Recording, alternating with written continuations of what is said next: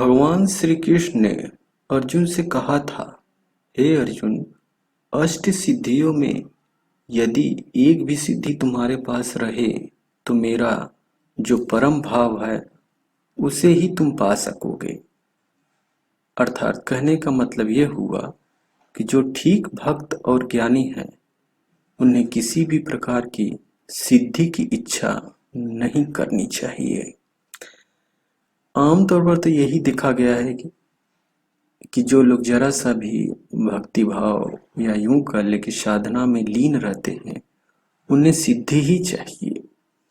अब सिद्धि क्या होती है यह भी हम आपको बता देते हैं कि सिद्धियां 8 प्रकार की होती हैं, जैसे सूक्ष्मता, क्षुद्रता, बृहत्पन यानी बड़ा हो जाना, सूक्ष्मता का मतलब छोटा हो जाना से है। इच्छा की प्राप्ति यानी जो भी इच्छा करें वो प्राप्त हो जाए। सब पर मेरे शासन की योग्यता, ये रही पश्चिमी आपकी सिद्धि। सबको बस में कर देना या कर लेना, ये हो गई आपकी छठी सिद्धि।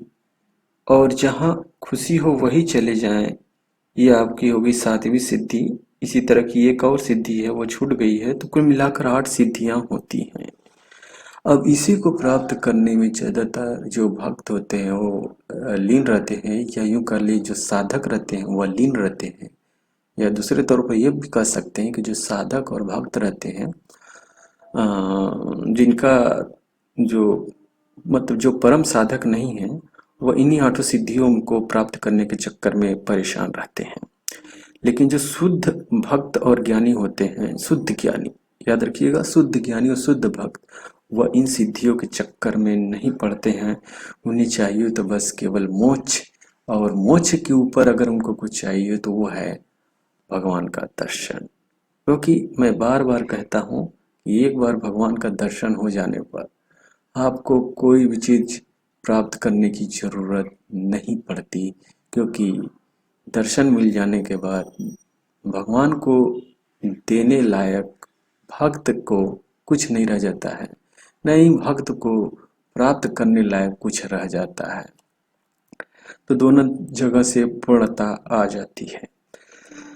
तो ये था अष्ट सिद्धि के बारे में। तो मैं यही कहूँगा कि जो लोग साधक हैं वो लोग अष्ट सिद्धि के चक्कर में न पड़ें। ये बहुत ही ज़्यादा कीमती चीज़ नहीं है।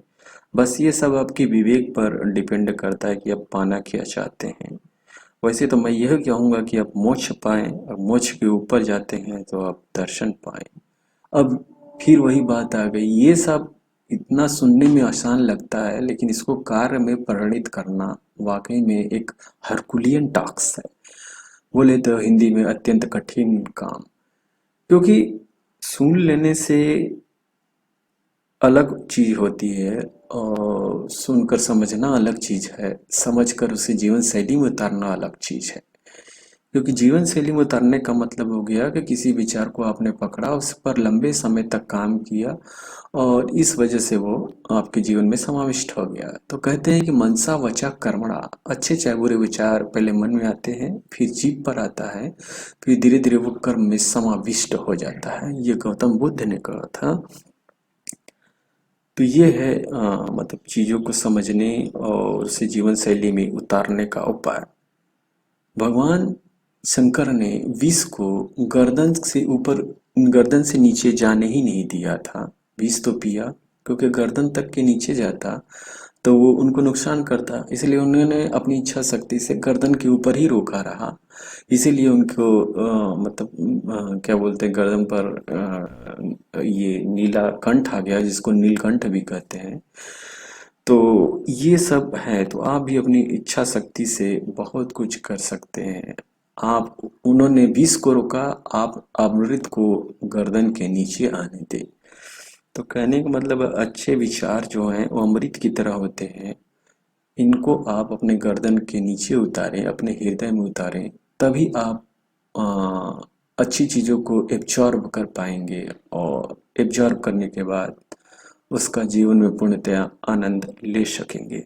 नहीं तो आप कितना भी गीता पढ़ डालें, गरुड़ पुराण पढ़ डालें, या बराह पुराण, रामायण, रामचरितमानस कुछ भी पढ़ डालें, कितना भी पढ़ डालें, कितने समय तक पढ़ डालें, कोई फायदा नहीं होने वाला है।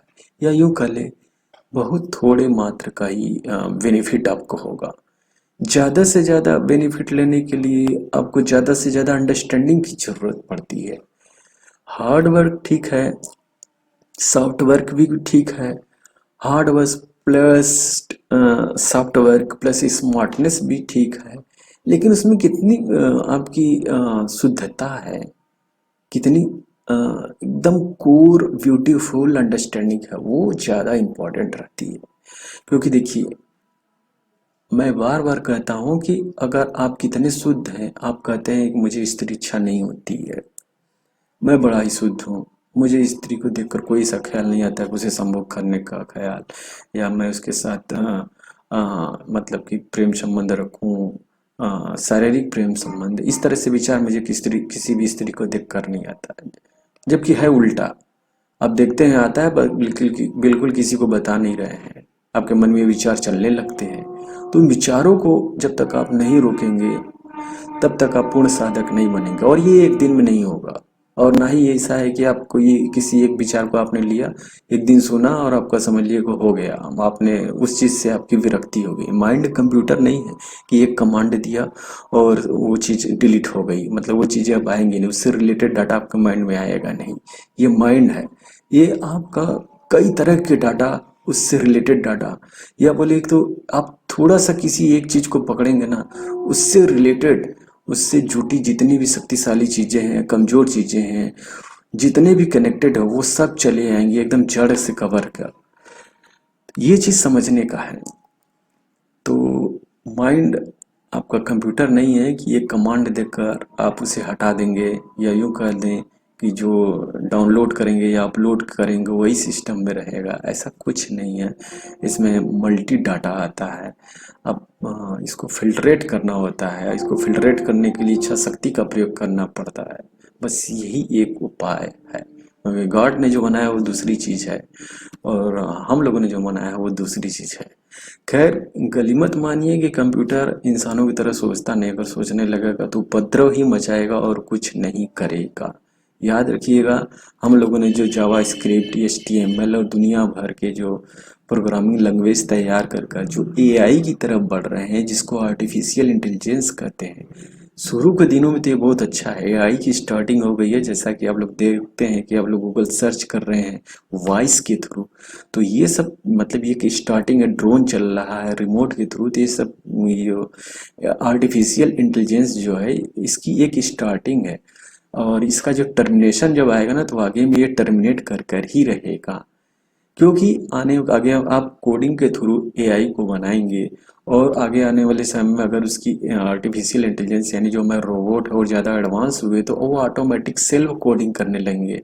फिर आपने जिस कोडिंग के थ्रू रोबोट को कंट्रोल किया है, वो कोडिंग हट जाएगी, और कोडिंग हटते ही इंसानों का कंट्रोल रोबोट से हट जाएगा, और रोबोट अपने आप को सेल्फ कोडिफाइड कर कर एक दूसरा कोड तैयार कर लेंगे। यानी मतलब उन लोग का रोबोट का सिस्टम इंसानों से डिटैच्ड हो जाएगा, डी अटैच्ड हो जाएगा, और उनका खुद पर कंट्रोल होगा। तो रोबोट अब क्या है कि इंसानों से ज़्यादा एडवांस होंगे, ज़्यादा ब्रेनफुल होंगे, तो वो क्या करेंगे, अब इंसानों पर एक कोडिंग तक कर देंगे, उनको वो फिर कंट्रोल में ला देंगे। यानी कभी रोबोट हमारे कंट्रोल में थे, अब हम उनके कंट्रोल में रहेंगे। तो ये सीधे मूर्खता वाली बात हो गई, और यही होना ही है। तो ये था मतलब कि बिना समझे बुझे किसी चीज को बहुत ज्यादा ब्रेन दे देना इंसानों का।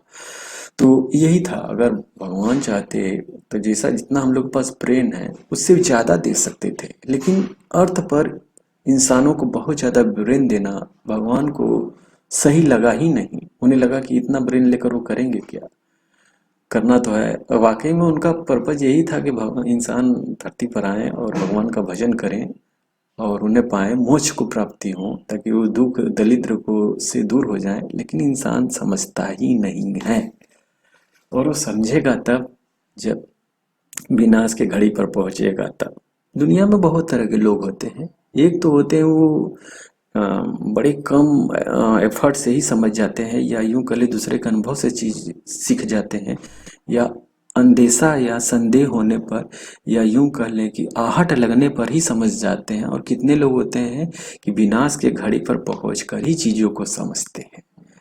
तो हम में से इंसान में से ज्यादातर यही है, वो नासमझ है, या यूं कर ले वो समझना नहीं चाहते हैं, या वो विनाश के घड़ी पर पहुंचकर ही समझेंगे।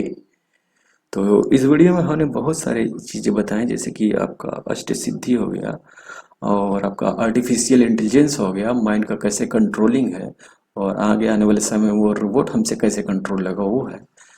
तो ये सब सारी चीजें हैं। और ऐसा नहीं है कि देखिए कि रोबोट हमारे, हमने कभी रोबोट पर कंट्रोल किया, रोबोट हमको कंट्रोल करके फिनिश्ड भी कर देंगे।